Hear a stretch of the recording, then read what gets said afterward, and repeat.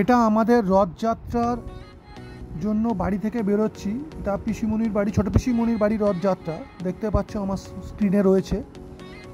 এই রথযাত্রার উপলক্ষে আগের ভিডিও আপলোড করেছি। আমি কলকাতা টু বারাসাত যাব, সেই ভিডিওটা এখানে দেওয়া হচ্ছে। এটা আমার বাইক অ্যাভেঞ্জার 160। তা বাইকটা ঠিকঠাক সুন্দর মাইলেজ দেয়, ঠিকঠাক মাইলেজ দেয়। আমাদের বারাসাত যাওয়ার জন্য তৈরি হচ্ছি এবং বেরোবার রাস্তা আমার বাড়ি থেকে আমি বেরোচ্ছি। বেরিয়ে তোমাদের রাস্তার মধ্যে কিছু কথাবার্তা, তারপরে বাইকের একটু ডিসপুট হয়েছিল সেই ব্যাপারেও কথাবার্তা সমস্ত বলবো। তোমরা দেখতে থাকো এবং লাইক এবং সাবস্ক্রাইব করো প্লিজ। যারা সাবস্ক্রাইব করোনি এখনও তারা সাবস্ক্রাইব করে নিও এবং তোমরা দেখো। তাহলে আমি আরও ভিডিও আপলোড আস্তে আস্তে ভিডিও আপলোড করব, তাতে ভালো দেখতে লাগবে ভিডিওগুলো। এটা মাঝেরহাট ব্রিজ জাস্ট ক্রস করে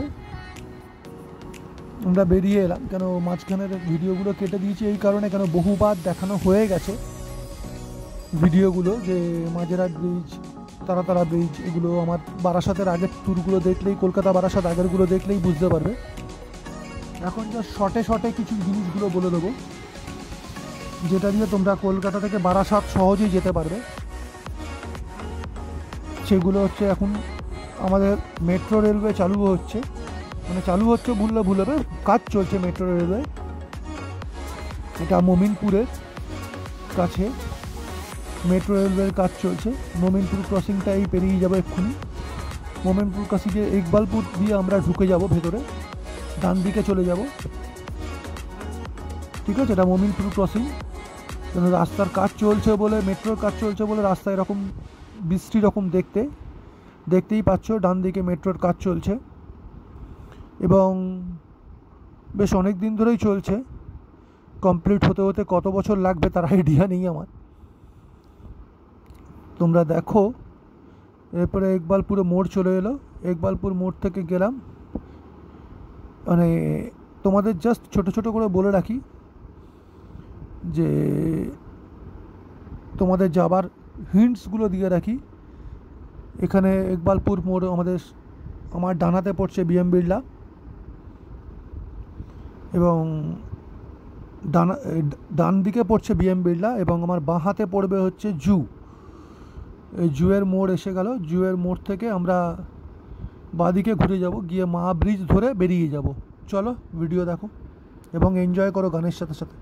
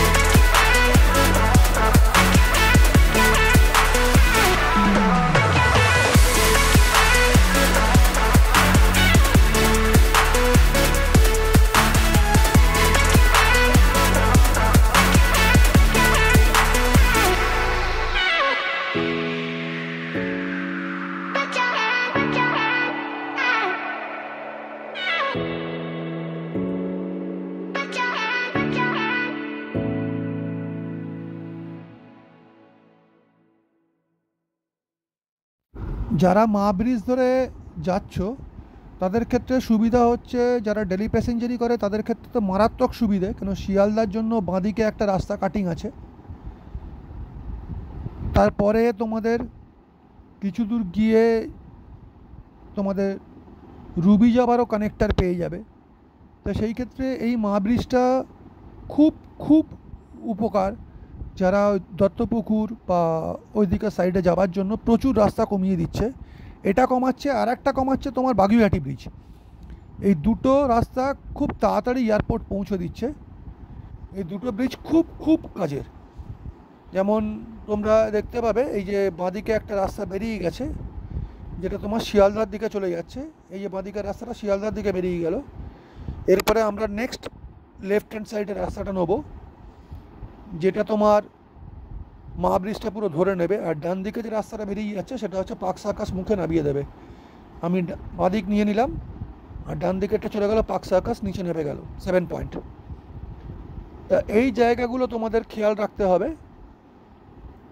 আমি জানি যে যারা রাইড করছো তারা মা ব্রিজ নিয়ে বসুরবার গেছো, মা ব্রিজ নিয়ে কোনো কথা হবে না, তোমরা সব কিছুই জানো। কিন্তু যারা নতুন দেখছো তাদের ক্ষেত্রে বলে রাখি, এইগুলো হচ্ছে মেন পয়েন্ট, যে তুমি কি করছো আর কোথায় যাচ্ছ। ঠিক আছে, কেন মা ব্রিজটা সেই জন্যই দেখানো, এবং মা ব্রিজ অনেকের প্রত্যেকের ভিডিওতে রয়েছে মা ব্রিজ। সেই ক্ষেত্রে মা ব্রিজ নিয়ে নতুন করে বলার কিছু নেই, সবাই সবটা জানে। তাও একটু জাস্ট ছোটো ছোটো হিন্ট দিয়ে রাখা, যারা নতুন দেখছো বা নতুন চ্যানেলে এসছো তাদের জন্য। চলো আবার তোমরা কিছুক্ষণ মিউজিক শোনো এবং আমার ভিডিওটা উপভোগ করো, তাতে কিছুটা হলেও তোমাদের আশা করি ভালো লাগবে ভিডিওটা, কেন যেটুকু ভিডিও আছে। আর এটা একটু ফাস্ট করে রেখেছি এই কারণে, কেন মা ব্রিজটা পুরো তো আমি প্রপার দেখানো যায় না, উচিত নয় মা ব্রিজটা প্রপার দেখানো, তো সেই জন্য ভিডিওটা একটু ফাস্ট করা আছে। ঠিক আছে, এই বাঁদিকে চলে গেল, বাঁদিকে রুবির দিকে বেরিয়ে গেল, মাথার ওপর দিয়ে বেরিয়ে যাচ্ছে। দেখো ব্রিজ মাথার ওপর দিয়ে ঘুরে ডান দিকে বেরিয়ে যাচ্ছে। আর আমাদের নিচ দিয়ে, ব্রিজের নিচ দিয়ে, আমরাও ফ্লাইওভারেই রয়েছি, মানে ওটা একটা ফ্লাইওভার বেরিয়ে যাচ্ছে যেটা বাঁ দিক দিয়ে উঠে রুবির দিকে চলে যাচ্ছে, আর আমরা ডান দিক দিয়ে এই বাঁয়ে কার্ভ নিয়ে একদম সল্ট লেকে পৌঁছে যাব। আর আমার ডান দিকে যেটা দেখছো যে জায়গাটা, সেটা হচ্ছে মেট্রো স্টেশন। এই মেট্রোটা চালু হয়ে গেছে, কিন্তু আমাদের ওদিকেরটা এখনও চালু হয়নি, তৈরি হচ্ছে আমাদের ওদিকেরটা। এছাড়া তো সবই ঠিকঠাক। চলো ভিডিও দেখো।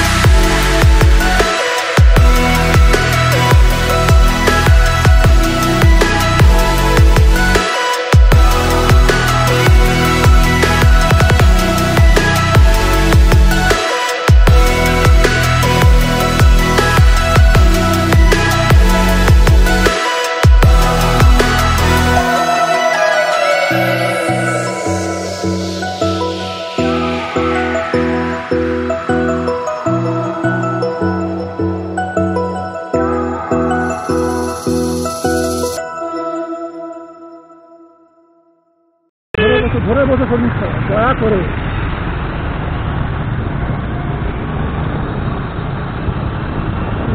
চেঞ্জ করতে বলুন। ধরে বসতে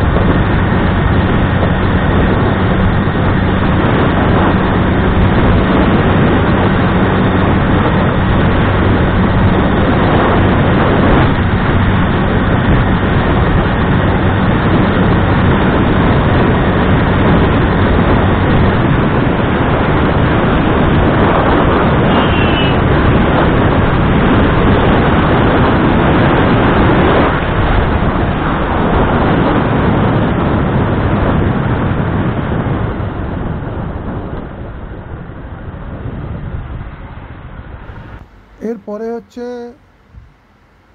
আমরা এয়ারপোর্ট চলে যাব, কেন বাগুইআটি ব্রিজ ক্রস করে এলাম।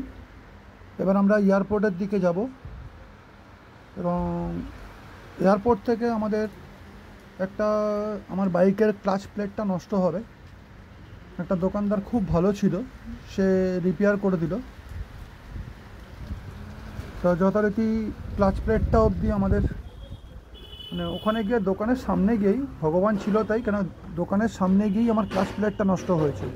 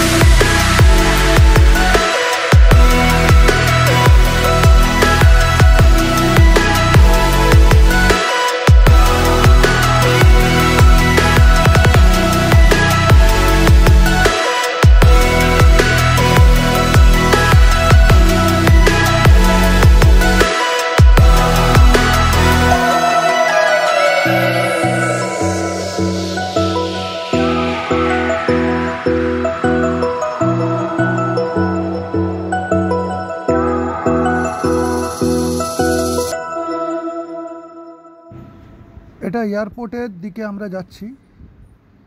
এয়ারপোর্টের রাস্তাটা যেটা 1 নম্বর গেটের দিক দিয়ে বেরোয়, ভেতর দিক দিয়ে এয়ারপোর্টের ভেতরে ঢুকে গেছি আর কি। এখানে কিছু দূর গিয়েই আমার গাড়ির ক্লাচ প্লেটটা নষ্ট হবে। এটা এয়ারপোর্টের 2nd গেট বলা হয় এবং সেই রাস্তায় রয়েছি। তারপরে কি বলবো, ভাগ্য খারাপ ছিল বলতে পারো, সেই জন্য এই অঘটনটা ঘটে। কিন্তু তাই ভাবছিলাম, মানে কিছুদিন ধরেই ভাবছিলাম যে গাড়ির ক্লাচটা মনে ঠিকমতো পড়ছে না, কিন্তু ক্লাচ প্লেট এই ক্লাচটা কাটার পর আমি জানতে পারলাম যে ওটা ক্লাচটা খারাপ হয়ে গেছিলো, সেই জন্যই ওটাই প্রবলেমটা ইস্যু হচ্ছিল। নচেত আমি প্রথমে বুঝতে পারিনি যে প্রবলেম কোথায় হচ্ছে, ঠিক প্রবলেমটা কোন জায়গায় হচ্ছে।